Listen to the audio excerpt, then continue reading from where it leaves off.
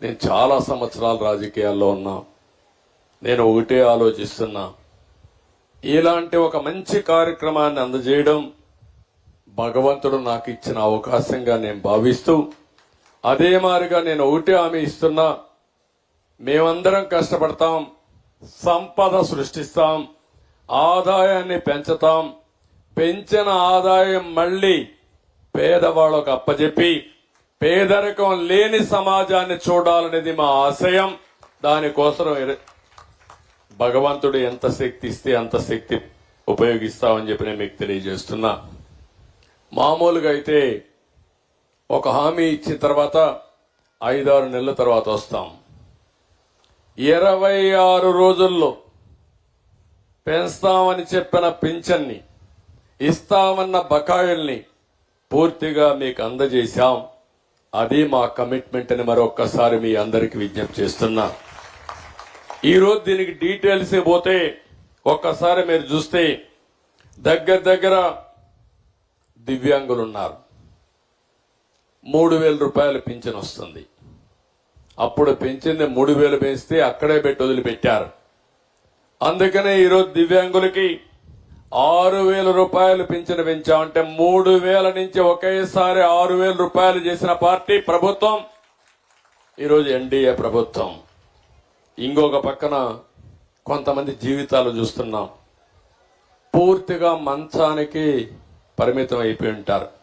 వాళ్ళకి అనేక సమస్యలు, ఒక యాక్సిడెంట్ లో సరే ఇదైతే ఇంకా వాళ్ళకు ఒక ఇంట్లో ఒక మనుషులు సేవ చేయాలి. అలాంటి వాళ్ళు చాలా మంది ఉన్నారు. వాళ్ళ కోసం 5,000 రూపాయలు పింఛన్ ఇస్తా ఉంటే కాదు, అలాంటి వ్యక్తులకు 15,000 రూపాయల పింఛన్ ఇవ్వాలని, ఉద్యోగం చేస్తే ఎంత ఇస్తామో అంత ఇచ్చామని చెప్పి కూడా నేను తెలియజేస్తున్నా. 15,000 ఇచ్చాం. కొంతమంది కిడ్నీ, హార్ట్ లేకపోతే లివర్ ట్రాన్స్ప్లాంటేషన్ చేస్తారు. ఇంకొక పక్క తలసేమియా ఇలాంటి వ్యాధులు వచ్చి ఎప్పటికప్పుడు ఈ యొక్క బ్లడ్ కూడా తీసుకొని ఎప్పుడిప్పుడు ట్రాన్స్మిషన్ చేసుకోవాలి. అలాంటి వాళ్ళకి ఇంతవరకు 5,000 వచ్చేది. ఈ రోజు 5,000 రూపాయల నుంచి 10,000 రూపాయలు చేశామని చెప్పి నేను మీకు తెలియజేస్తున్నా. అవసరాన్ని బట్టి ప్రతి ఒక్కరిని కూడా ఏ విధంగా ఆదుకోవాలని ఆదుకుంటున్నాం. నేను ఒకే ఒక విషయం మీకు చెప్తున్నాను, ఇది మొదటి అడుగు మాత్రం. సంక్షేమం అంటే ఈరోజు మనం గుర్తుపెట్టుకోవాల్సింది ఏదో డబ్బులు ఇచ్చేయడమో లేకుంటే ఇచ్చామని గొప్పలు చెప్పుకోవడం కాదు. ప్రజల జీవితాల్లో వెలుగు తేవాలి, మీకు వెసులుబాటు తీసుకురావాల్సిన అవసరం ఉంది.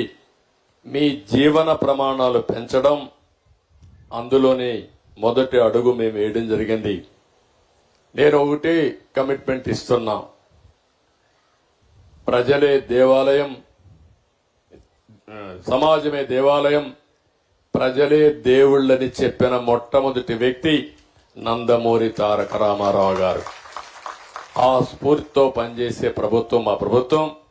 అందుకే ఈరోజు హామీ ఇస్తున్నా, పేదవాళ్లపైన శ్రద్ధ పెడతాం, అనునిత్యం ఆలోచిస్తాం, వినూత్నంగా ఆలోచిస్తాం. పేదరికం లేని సమాజాన్ని, ఆర్థిక అసమానతలు తగ్గించే వ్యవస్థకు రూపకల్పన చేయడమే నా ఆలోచన. ఇది చేసి మా నిజాయితీని నిరూపించుకుంటామని చెప్పి మరొక్కసారి మీ అందరికీ హామీ ఇస్తున్నా. ఈరోజు ఇంకొక పక్క ప్రభుత్వం దివాలా తీసింది.